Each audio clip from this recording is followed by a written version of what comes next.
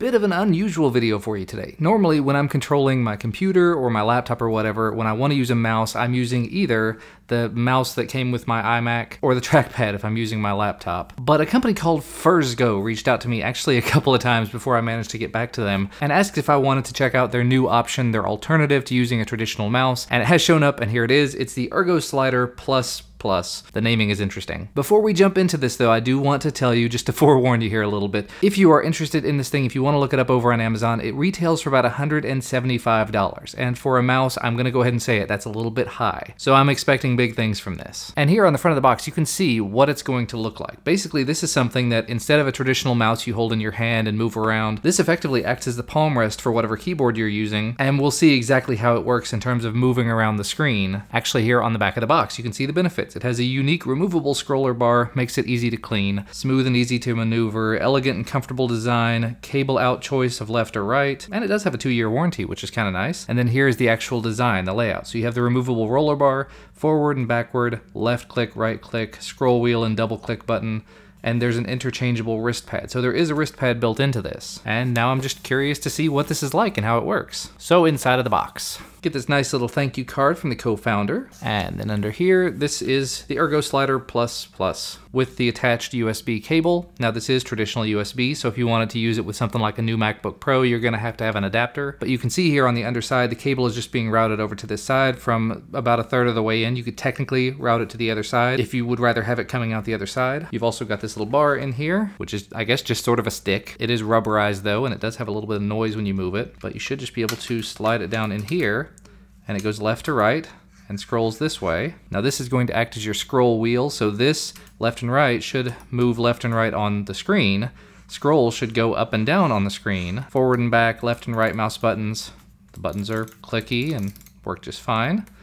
The pad feels soft and hopefully comfortable. And then there is a quick user guide down at the very bottom with some installation instructions if you really need them. Connect it to your computer, wait for it to recognize it, and now you can use it. Oh, and I had not even noticed that, but you can actually push down on the roller bar and it acts as a left click. So without any further ado, let me go ahead and get this hooked up to my computer and see how it works. And here you can see I do have it hooked up to my computer at this point.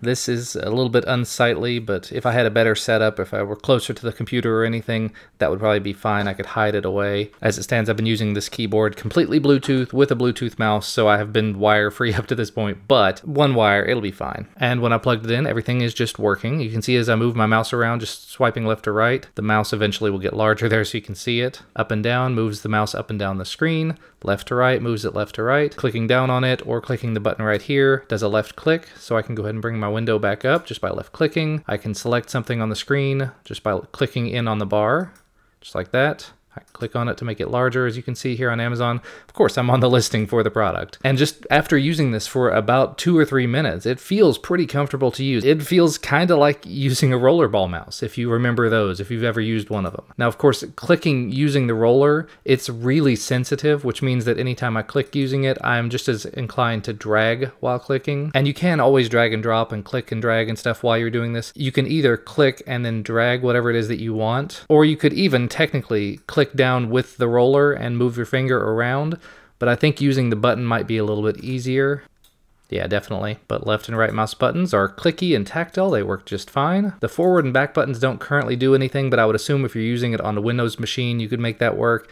And there's probably ways to make the buttons work using other pieces of software that I just don't have currently. The scroll wheel, it scrolls and it's extremely sensitive. The one thing that I'm really missing with this thing is gesture control. Mac is a bit reliant upon gesture control. As an example, I can do a 2-finger double tap with this, and it will show me all the windows that I have open. Use 2 fingers to swipe across to go over to the other desktop where you can see my Final Cut is working. 2 fingers to go back, and then also 2 fingers swiping on the mouse. I can go back and forth. I can't exactly do that with the Ergoslider, which is a bit of a bummer. It means I'm either going to have to figure out keyboard shortcuts to do all these things or just not be able to do it, and I do sort of rely upon being able to do that. The other sort of obvious problem with this whole setup is just that the keyboard that I'm currently using is so thin that this doesn't really match up well to it. With a traditional keyboard like you might have on a Windows PC, or even something just slightly thicker than what I'm using like this Logitech keyboard, it might be a slightly better fit. So I guess just to sort of wrap things up here, if you're not a fan of using a mouse and, moving your entire hand around to control your placement on the screen, if you don't need the gesture controls that you get with something like this,